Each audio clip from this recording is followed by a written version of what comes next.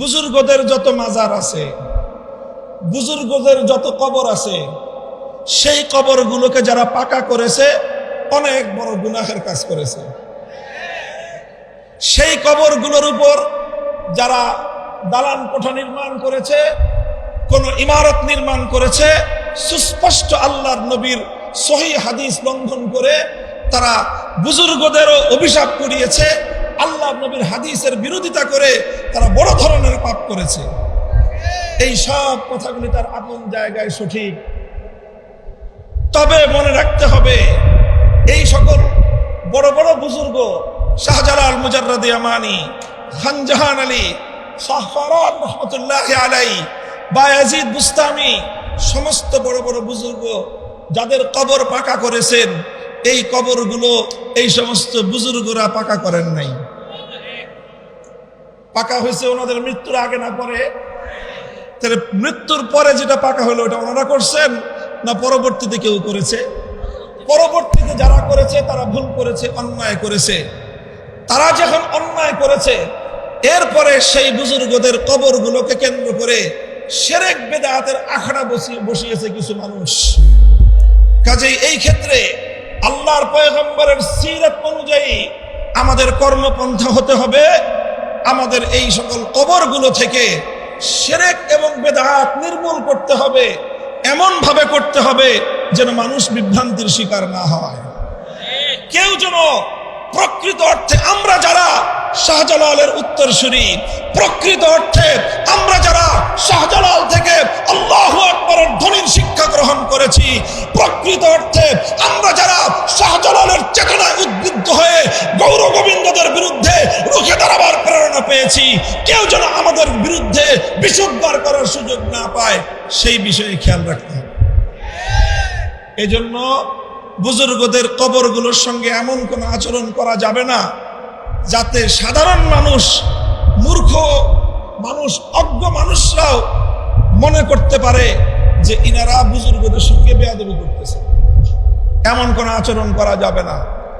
বুজুর্গদের কবরকে বাদ দিয়ে আশেপাশে যত শিরক বিদআত আছে, এই সকল শিরক বিদআত এগুলোকে বন্ধ করার ব্যবস্থা করতে হবে। যারা গাঞ্জা খায় বড় বড় বুজুর্গদের কবরে, এই গাঞ্জাখড়ি বন্ধ করতে হবে। নারী পুরুষের অবাধ মেলামেশার যে আয়োজন করে বুজুর্গদের কবরগুলোকে যারা অপবিত্র করছে, সেই অপবিত্র কর্মকাণ্ড বন্ধ করতে হবে। এই সকল কর্মকাণ্ড বন্ধ করার জন্য আমাদেরকে ধীর স্থির ধারাবাহিক পদক্ষেপ নিতে হবে। সরকারকে বলতে হবে পদক্ষেপ নেন। আপনারা তো এখন দাবি করেন জনগণের সরকার। এই দেশের অধিকাংশ ধর্মপ্রাণ মুসলমান সমস্ত বুজুর্গদের কবরকে কেন্দ্র করে সংগঠিত শিরক বিদআতের আখড়াকে তারা পছন্দ করে না। কাজেই এই সকল অপকর্ম বন্ধ করেন, বুজুর্গদের কবরগুলোকে এই নোংরামির হাত থেকে রক্ষা করেন।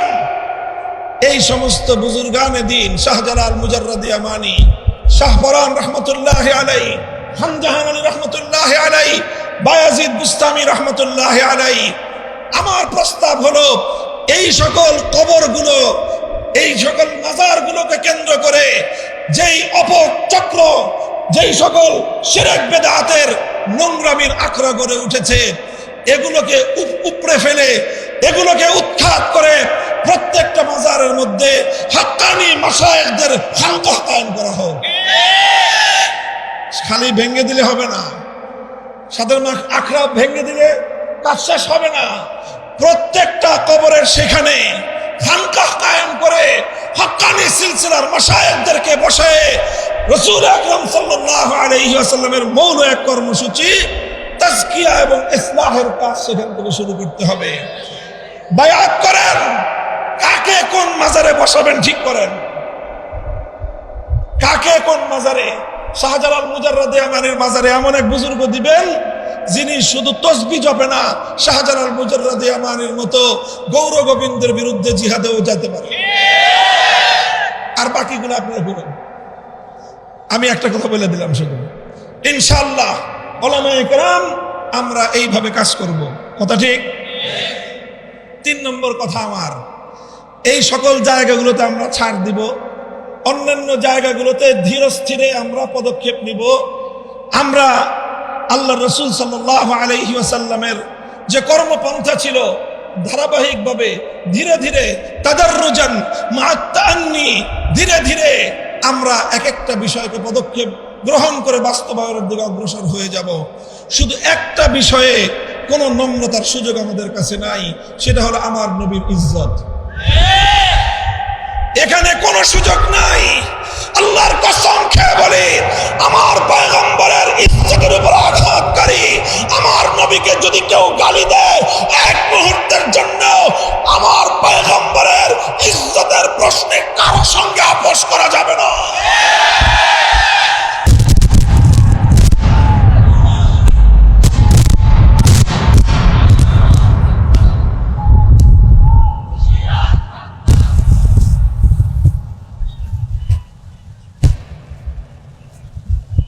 এটা গেল 3 নম্বর কথা। কাজেই আমরা অন্তর্বর্তীকালীন সরকারের কাছে স্পষ্ট পয়গাম দিয়ে দিতে চাই, অনেক ধরনের সংস্কারের কথা শুনতেছি। রাষ্ট্র সংস্কার করবেন, ভালো কথা। নির্বাচন ব্যবস্থার সংস্কার করবেন, আরো ভালো কথা। দেশে ফ্যাসিবাদ যেন তৈরি হতে না পারে, সেই ফ্যাসিবাদের উৎসমুখ বন্ধ করবেন, ভালো কথা। স্বৈরতন্ত্রের সকল সম্ভাবনাকে সমূলে উপড়ে ফেলবেন, আরো ভালো কথা। সব যেমন বন্ধ করবেন, আমার জমিনে ভবিষ্যতে আর কোনোদিন কোন কুলাঙ্গার যেন আমার নবীর ইজ্জতের উপর কালিমা লেপন করবার দুঃসাহস না দেখায়, সেই ব্যবস্থা চূড়ান্ত করতে হবে। আমরা 2013 সাল থেকে বলে আসতেছি, আল্লামা আহমদ শফি বলেছেন, আল্লামা জুনায়েদ বাবুনগরী বলেছেন, আল্লামা নূর হোসেন কাসেমি বলেছেন, আমাদের বর্তমান আমির হেফাজত আল্লামা মুহিবুল্লাহ বাবুনগরী একই কথা বলছেন। আমার নবীর ইজ্জতের উপর কালিমা লেপনকারী, নবীজির উপর কটাক্ষকারী, নবীর ইজ্জতের উপর আক্রমণকারী কোন কুলাঙ্গারের জন্য মৃত্যুদণ্ডের আইন ছাড়া অন্য কোন আইন আমরা মানি না।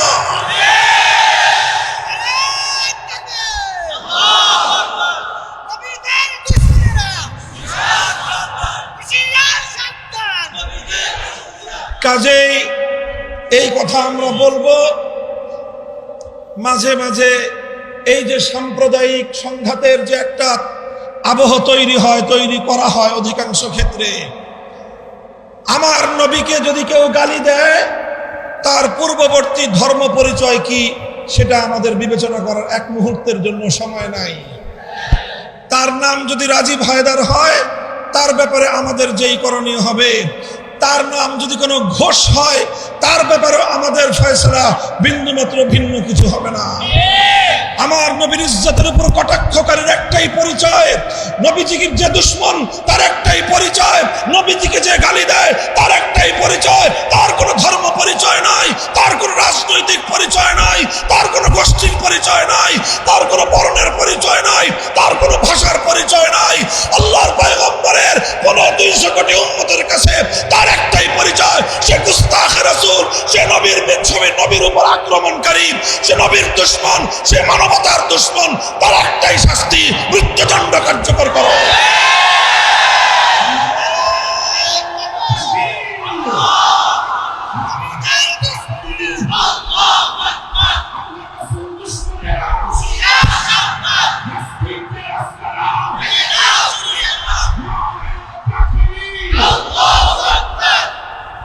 আখেরি কথা আমার,